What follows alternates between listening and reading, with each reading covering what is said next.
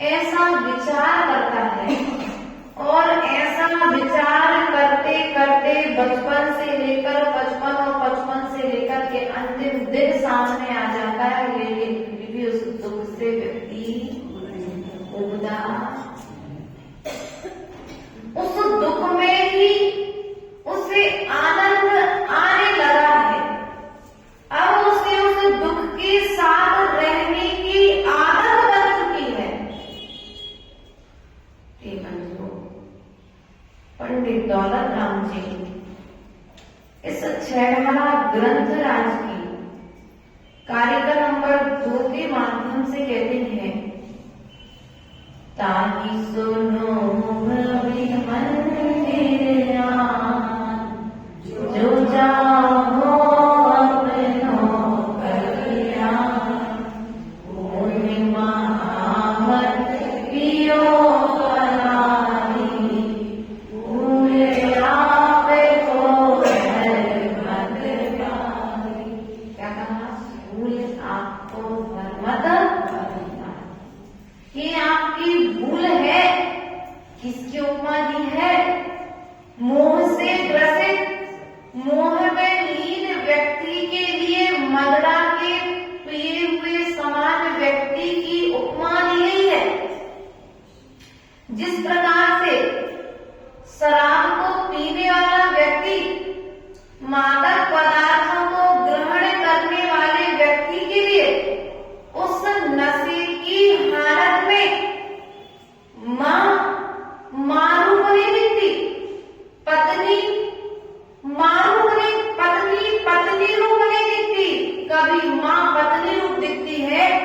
पत्नी मां दिखती है।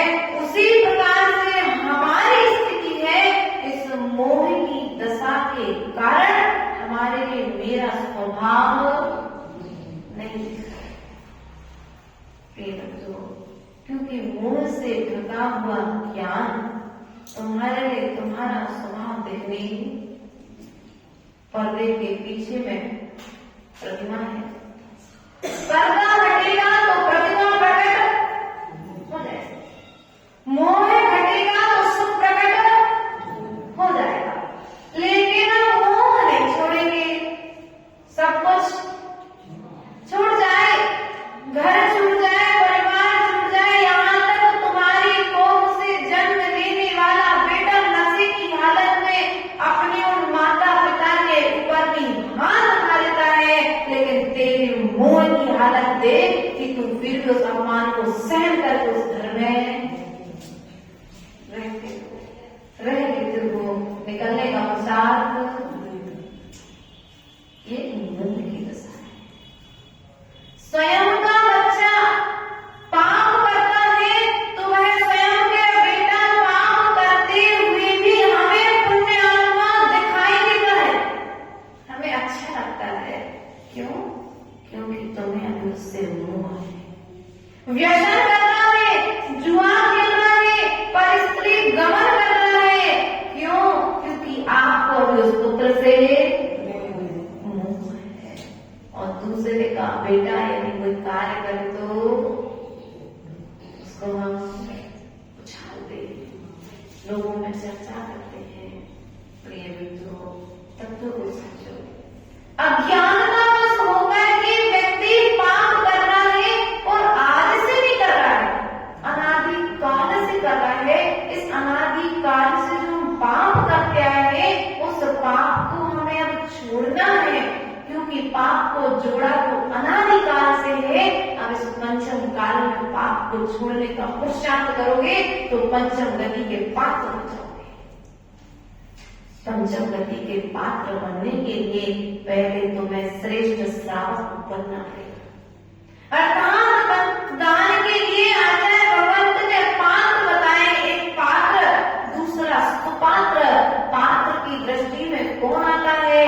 तो जो सम्यक दृष्टि है, देव शास्त्र गुरु का भक्त है, वह सम्यक दर्शन का पात्र है। अर्थात वह रत्नात्रय का पात्र है, वह मोक्ष का पात्र है। और जो इनसे रहित है वो संसार के दुखों का पात्र। तो अनादिकाल से हम दुख से बचना चाहते हैं, लेकिन मोह को छोड़ना। मोह की दशा तो देखो,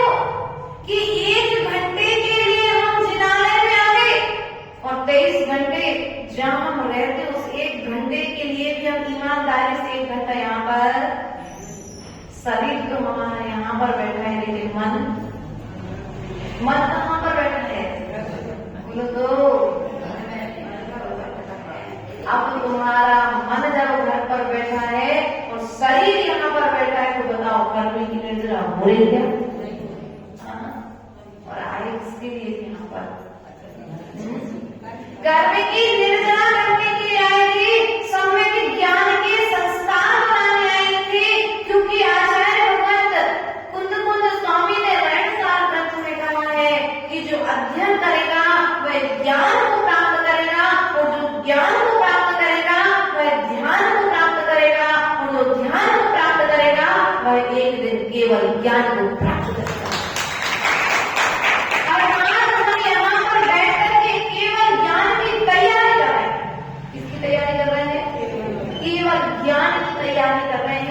धीरे धीरे एक एक शब्दों को इकट्ठा करते करते एक दिन हमारा खजाना भी बच जाएगा।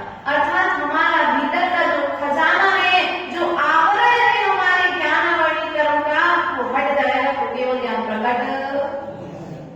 लेकिन हटेगा कब? मोह हटेगा तो सब कुछ। मोह हटेगा नहीं तो तुम्हारे गुण प्रगटेंगे।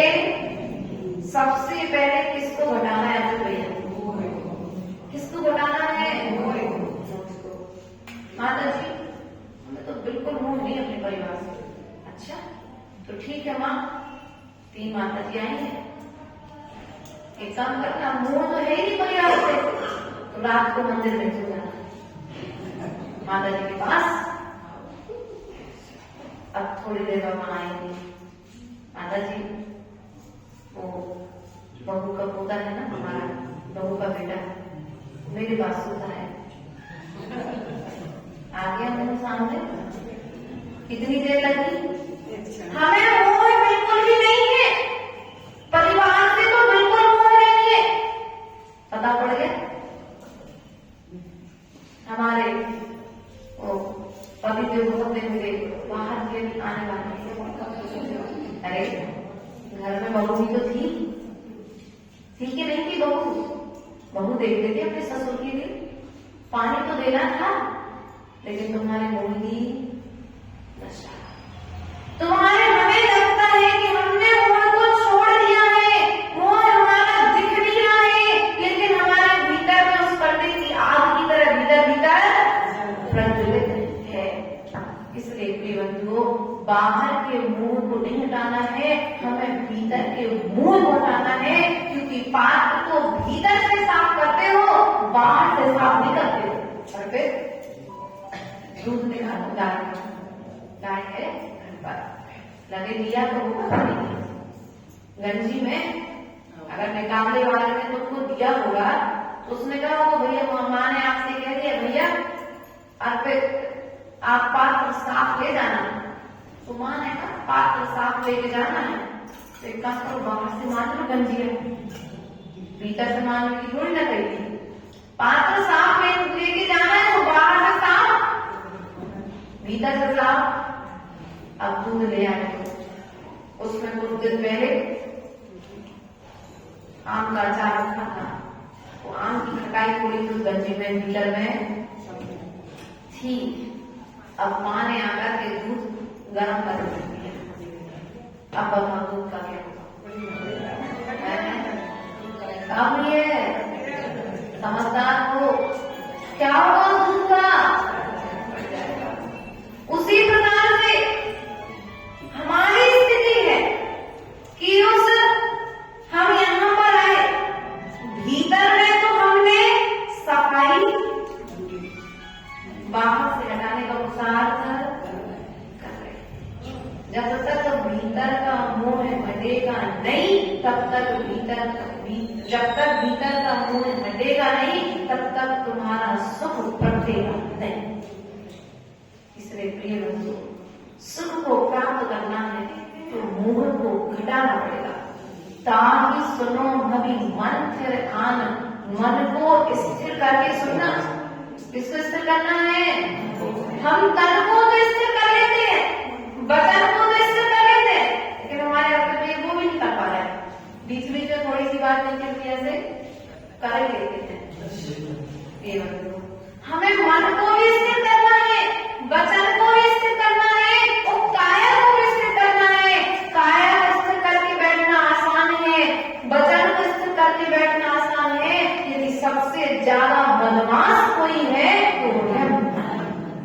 मन को स्थिर करना है, मन के संस्कार बनाओ, मन को मजबूत करो कि अब मैं जिनालय में आ चुका हूं, इस जिनालय की बेड़ी पर पैर रखते ही मेरा सभी तरह के परिग्रह का धन्य है वे, धन्य तुम्हारा धन्य है वे धनंजय कवि, जिनने विसामाहार स्त्रोत लिख दिया, मंदिर में विराजमान थे और मोह का त्याग करके विराजमान थे।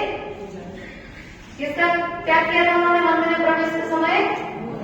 किसका क्या किया था? बोलो तो, थोड़ा सा बोल दो। किसका त्याग किया था? मोह का त्याग किया था। और मोह का त्याग करने के बाद जब वे विराजमान हुए तो बीच में उनके उस गुण की परीक्षा लेने के लिए आप कितने त्यागी हैं? तो पुत्र के लिए सर्प ने डस लिया। पत्नी आकर के सामने में पुत्र को लेकर के खड़ी हो गई, तुम्हारे पुत्र को सर्प ने डस लिया है, तुम परमात्मा की पूजा करने में लगे हो। उसने अपने मन से कहा, मेरा है मोह का, जब मेरा मोह का त्याग है तो फिर पुत्र से पुत्र मेरा हो कैसे सकता है? अर्थात पुत्र भी मेरा, जब तक मेरी पूजा पूरी नहीं होगी तब तक मैं पुत्र के समक्ष, और आपके साथ ऐसी घटना घट जाए तो क्या होगा? बोलो तो क्या करोगे? खबर मिल जाए कि मार्केट में आग लग गई,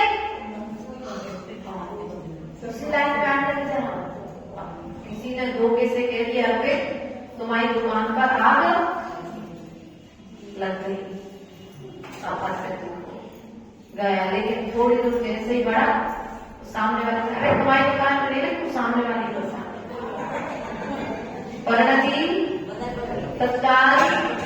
माता जी हमें बिल्कुल धन से मोह नहीं है, हमारे पास बहुत पर्याप्त दिया भगवान ने। ठीक है, पर्याप्त दिया है तो परीक्षा भी है। पड़ोसी की दुकान में लगी है इसकी चिंता, अपनी दुकान पर लगी है तो भागोगे, रोगे, चिल्लाओगे, दूसरे को करोगे, भैया तुम नहीं जा सकते हो। बाहर आने वाले सुनील जी हैं, थे, अब तो उनकी समाधि हो गई बीना में। आचार्य भगवान प्राय करके उन्होंने दिया करते थे, ये धन से, पैसे से, परिवार से, मोह के विषय में बात आने का काम करते थे। बात तो समझते हो ना लोग, है ना? अब वे एक तो घर में छोटे छोटे भाई हैं और माता पिता का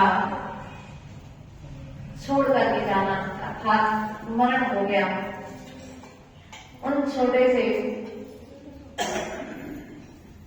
सुनील जी नमक वालों के लिए कुछ भी नहीं आता था, मात्र भगवान की पूजा करना आई थी। तो पूजा करते करते खबर मिली बीना की घटना है, पंचम काल की घटना है, अभी कुछ 40 साल पहले, 50। तो उन्होंने कहा जब आग लग गई आपके बारदाने में, तो सुनील जी ने सोचा अब आग लग गई है तो पूजा छोड़ के क्यों जाऊं, आग तो लग गई, हम अकेले जाने से आग बुझ दो और पूरा मोहल्ला तो आग बुझाने में लगा हुआ है।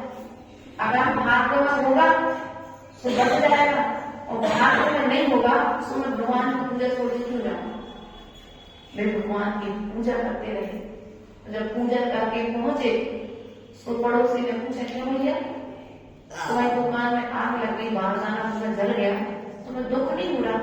बोले क्या था? बोले आप आए भी नहीं। बोले भैया तुम लोग सब 50 लोग मिलकर के जब आग बुझा रहे तब नहीं बुझी, तो हमारे अकेले आने से आग कैसे बुझते? हम विकल्प करके क्या करते? हमारे भाग में नहीं था तो फिर हम भाग करके क्या करते? इसलिए प्रिय बंधु, जो तुम्हारे भाग्य में नहीं है वो आकर करके भाग जाएगा, और जो तुम्हारे भाग में है वो भाग करके तुम्हारे पास में आएगा। इसलिए तुम मात्र अपने मोह का त्याग करो, अपने राग का त्याग करो, उस द्वेष का त्याग करो जो द्वेष तुम्हारे लिए संसार में डाले हुए, तुम्हारे लिए संसार के दुखों को देने वाला है। लेकिन माता जी बस मोह त्याग की बात मत करो, बाकी सब कुछ बोलो तो बाकी सब कुछ बात कर लेंगे। ये समझदार बच्चा है। जो चाहो अपनो कल्याण, यदि आप अपना कल्याण चाहते हैं तो मन को स्थिर करो। किसको करो? क्यों करोगे? भगवान जी की प्रतिमा रखी है मीना जी नाम है ना, तो बेदी देखने गए थे, पहले नहीं गए। भगवान को जहाँ पर विराजमान होना है वो बेदी कैसी है? टेढ़ी तो नहीं है, ऊंची नीची तो नहीं है। देखा था कि नहीं देखा? बनाने वाले ने देखा होगा है ना? क्यों देखा? क्या जरूरत थी? भगवान ने तो विराजमान करना था, कैसे पत्थर पर विराजमान कर देते। 3 कटनियां व्यवस्थित तरीके से क्यों बनाएंगे? नीचे से फ्लड देकर के मजबूत क्यों बनाएंगे? विचार किया करेंगे। बोलो तो मंदिर तो आपने बनाए हैं, भगवान को आप में रखे हैं, हमने तो मात्र भगवान के दर्शन करेंगे। प्रिय बंधुओं, यदि बेदी बढ़ावड़ होती, टेढ़ी मेढ़ी होती, थोड़ी सी ऊपर नीचे होती तो भगवान की प्रतिमा गिर जाती। भगवान की प्रतिमा देखने में व्यवस्थित नहीं लगती, अर्थात वह प्रतिमा खंडित होने की संभावना। उसी प्रकार से हमारा मन यदि ज्ञान को ग्रहण करते समय अस्थिर रहा तो क्या होगा? वो ज्ञान भी जाएगा। स्थिर करने की बात कही है मन को, बिना स्थिर करे भी तो ज्ञान ग्रहण किया जा सकता है। आचार्य भगवान कहते हैं अस्थिर मन, अर्थात छत्र चूड़ामणि ग्रंथ में आचार्य भगवान ने कहा है कि अस्थिर मन वाले व्यक्ति के लिए, अर्थात चंचल मन वाले व्यक्ति के लिए दिया गया ज्ञान कुत्ते के लिए पिलाए गए घी के समान है। किसके समान है? तो कुत्ते के लिए घी पिला तो क्या काम का काम करेगा क्या? उसी प्रकार से आचार्य भगवान कहते हैं जब भी ज्ञान ग्रहण करने बैठो, क्या करने बैठो? स्वाध्याय सभा में बैठो, जिनालय में प्रवेश करो, गुरुओं को आदान देने जाओ, अपने मन को स्थिर रखो। मंदिर में आ जाओ और घर में सूतक हो जाए तो तुम्हें पाप नहीं लगेगा, अगर पता नहीं पड़ा। क्योंकि अगर आप मंदिर में प्रवेश करेंगे और आपने अपने इस तन पर जो परिग्रह मात्र वही मेरा है, मन से मेरा सभी प्रकार के परिग्रह का, परिवार का, पत्नी का, पुत्र का, पुत्री का, पैसे का, बोलो तो पैसे का, मोबाइल का, नहीं कर पाते बचने का, वो क्या नाम है आपने देखा है। सबसे ज्यादा वो यार पत्नी से नहीं है, पुत्र से नहीं है, पैसे से भी उतना मोह नहीं है जितना मोह है पत्नी छूटे, पूरा परिवार छूटे, मात्र एक कमरा दे दो मोबाइल और मोबाइल बस, और कुछ भी, भोजन भी। जब मंदिर में प्रवेश करो तो इन सब चीजों का जिनसे विभाग परिणाम आते हैं, जिनसे राग आता है, जिनसे द्वेष आता है, जिनसे मोह आता है, उन साधनों का त्याग करके प्रवेश करना तो मंदिर में भी तुम्हें सुंदर पाठक लगेगा क्या? नहीं लगेगा। जितनी देर तो मंदिर में रहोगे उतनी देर तुम्हारा धर्म ध्यान होगा, वरना फिर जय जय नाम परम गुरु होए, बोल तो रहे हो, फोन आ गया, भैया भूख लगी है जल्दी आ जाओ। अब पूजा मन, अरे वो बेटा गिर गया, तुम्हारा ध्यान नहीं है। अब पूजा मन, जब भी प्रवेश करो अपने मन को स्थिर करके प्रवेश करो। जितने हम कहते हैं 1 घंटे में से 15 मिनट आप मंदिर में रहो, मत रहो 1 घंटा, लेकिन 15 मिनट में पूर्ण योग के मनोयोग के मन को स्थिर करके मोह महामद पियो अनादि। अनादिकाल से व्यक्ति ने क्या किया है, यानी कि त्याग है कि नहीं है? शराब का है, आप लोग का? अरे पूछ रहे त्याग है कि नहीं है? पक्का? झूठ तो नहीं? माता त्याग है कि नहीं है? माता जी पीती तो नहीं है, लेकिन त्याग भी है। अब अंगूरी डाली सबकी दादी है, तो बता नहीं सकते। देखो, अगर जिसने त्याग नहीं किया हो कर देना। जिन चीजों को हम ग्रहण नहीं करते हैं, उन वस्तुओं का यदि आप त्याग करते हो, उसका भी आपको फल मिलेगा। तो अब आपने क्या किया विनीता? शराब को नहीं की, लेकिन मोह तो भरपूर मात्रा में, और जो मोह से ढका हुआ ज्ञान है, वह ज्ञान हमें हमारे स्वभाव का ज्ञान नहीं होने दे रहा है। बादलों से आच्छादित सूरज के सामने बादल आ जाए, सूरज का प्रताप थोड़ा हो जाता है, लेकिन कब तक? जब तक बादल उसी प्रकार से, जब तक तुम्हारे भीतर में मोह बैठा हुआ है, तब तक तुम्हारा प्रभाव और तुम्हारा प्रताप करना पड़ेगा। और जैसे ही मोह घटेगा, लोग तुम्हारी सेवा में आ जाएंगे। प्रातः कालीन बेला होते ही सूरज निकलता है तो कमल खिल जाते हैं। उसी प्रकार से जो भक्ति से भरे हुए जीव हैं, जब जिनवाणी की देशना होगी तो घर छोड़कर के सभा में आ जाएगा। ये तुम्हारी भक्ति है, क्या है? ये जिनेंद्र देव के प्रति, जिनवाणी के प्रति तुम्हारा विश्वास है। जिनको विश्वास नहीं है वे घर में, जिनका संसार अभी और है वे भी कहां पर बैठे हैं?